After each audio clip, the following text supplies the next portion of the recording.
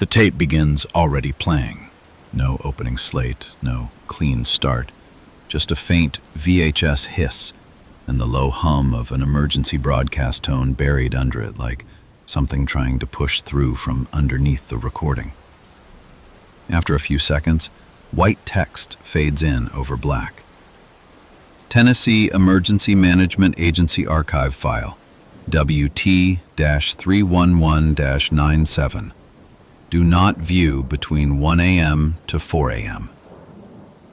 The text doesn't blink. It doesn't animate.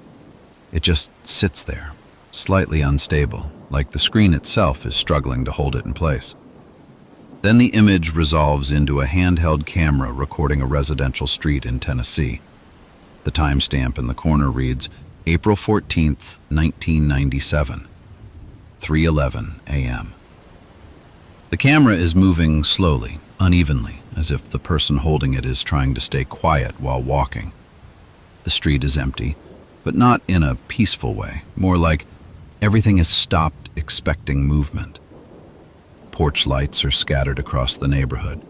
Some are on, some are off, but none of them feel intentional. The sound is mostly insects and a distant electrical hum that rises and falls without pattern. The camera passes house after house until it stops at one with a second-story window glowing faint red. Not warm light, not normal light. Something more like a warning color that doesn't belong inside a home. The camera lingers there longer than it should. Inside the window, a figure stands. It is human-shaped, but too still for too long. No shifting weight, no subtle movement, just presence.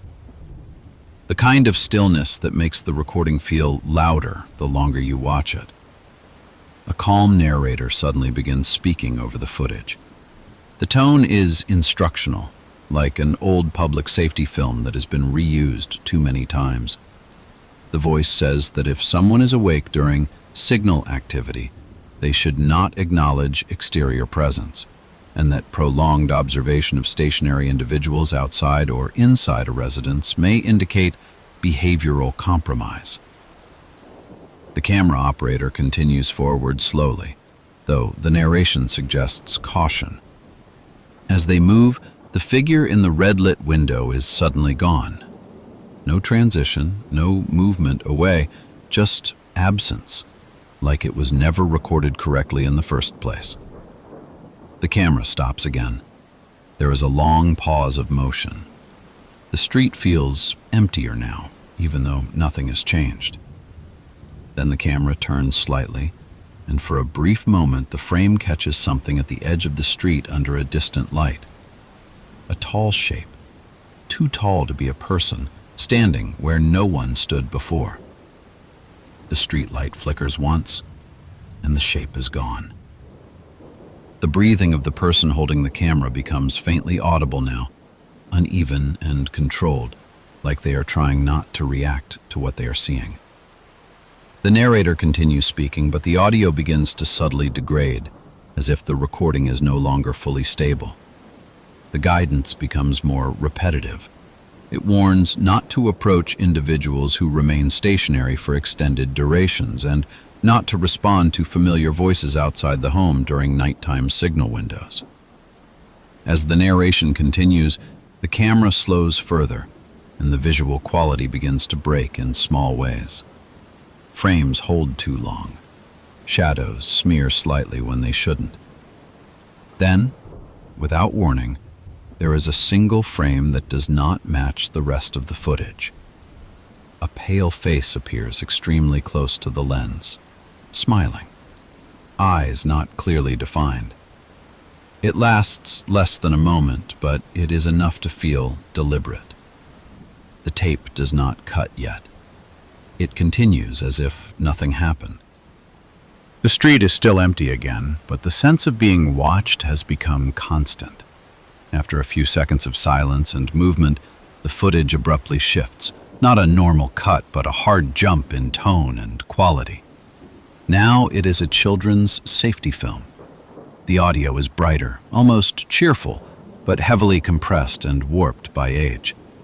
The animation is simple and cheap, a black cartoon dog standing beside a road speaking directly to the viewer.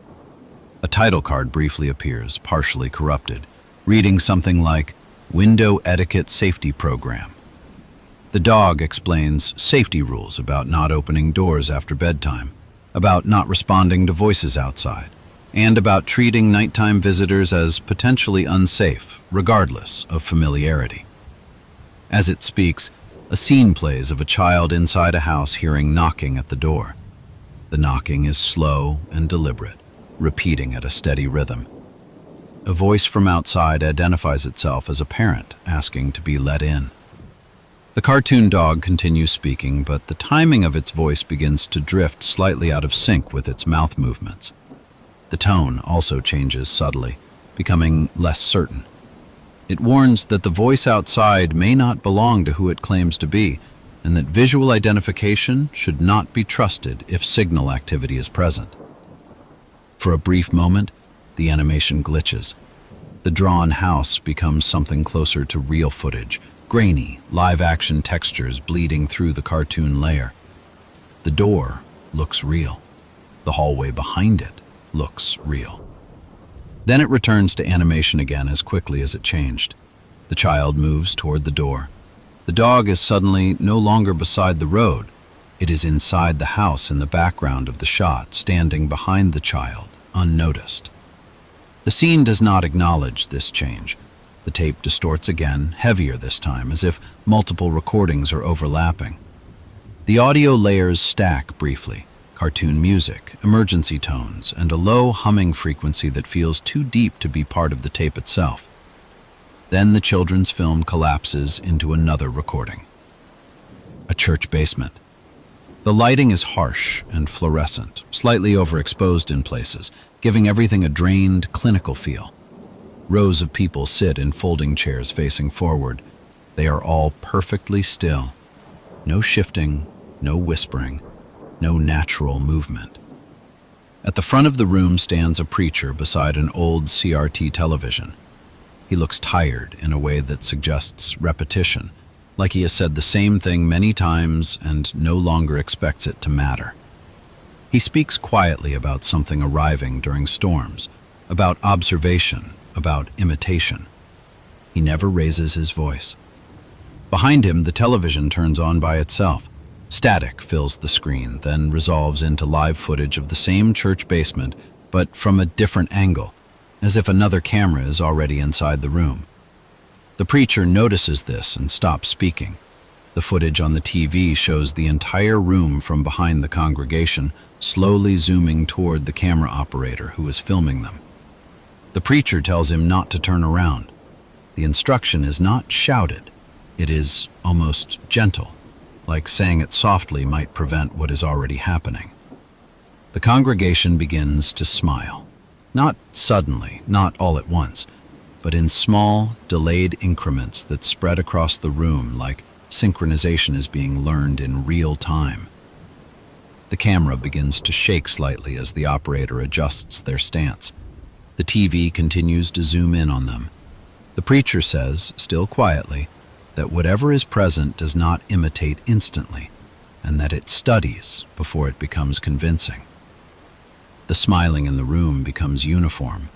The entire congregation is now facing forward, smiling without blinking, holding expressions that look practiced rather than emotional. Then, without warning, every person in the room turns their head toward the camera at the exact same moment. The movement is smooth and identical across all of them, like a single decision shared by many bodies. The tape does not cut immediately. It holds the image long enough for the moment to settle. The emergency broadcast tone returns underneath everything, but now it is warped and unstable, as if the system is failing to maintain a single voice. A warning begins to form about entity mimic contamination, but it fractures mid-sentence into repeating patterns. The message shifts, changing itself as it plays, until it resolves into something simpler and more direct. They are not entering. They are copying. the audio collapses completely. For several seconds, there is only static. Then the static changes character. It becomes rhythmic, almost like breathing trying to synchronize with the viewer. 3 knocks occur, not clearly tied to the recording. The camera angle dips slightly, as if it has been set down or dropped partway. The frame now shows a partial view of a dark hallway and the floor. Something moves at the edge of the shot, just barely visible. Not approaching quickly, just present long enough to be noticed. The narrator returns one final time, but broken and layered over itself, repeating fragments of the earlier instructions about viewing times and recognition failure. The final sentence never completes. The image flickers hard one last time. A red-lit hallway appears briefly, stretching too far into darkness. At the far end, a tall shape leans slightly into view, not rushing, not reacting, just observing that it has finally been seen. The tape begins to rewind on its own. Everything plays backward in fast, unstable fragments. The church, the cartoon dog, the street, the window, the figure under the light. In reverse, it becomes clear that the same shape was present in every scene, even when it wasn't noticeable. The rewind stops. Black screen. The final text appears, steady and clean compared to everything before it. There are no originals left in War Trace. A long silence follows. Then, very faintly, the sound of breathing continues after the tape ends. This tape was never meant to be found, but now that you've seen it, you're part of it. If anything feels off, don't ignore it. And whatever you do, don't rewind. Subscribe for the next transmission.